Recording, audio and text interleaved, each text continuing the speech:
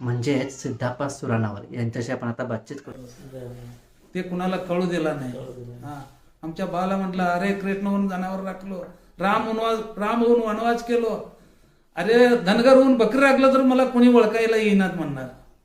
आणि त्यावेळेला आमच्या वडिलाचं सांगितलं, कपडी सगळी पाटलीनंतर ते नदीच्या काठावर, दूधगंगाच्या नदीच्या काठावर चारा चाराल ते.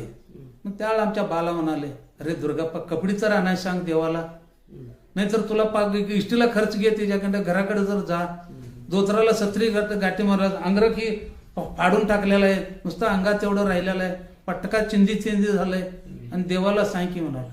आमचा वडील एकच म्हटला, बाळू मामा जगाचं भविष्य एका सेकंदाचा तिन्ही लोकांचा व्यवहार करतोय, आणि मी साक्षात तिच्या पुढ्याचा सांगायचं काय गरज आहे.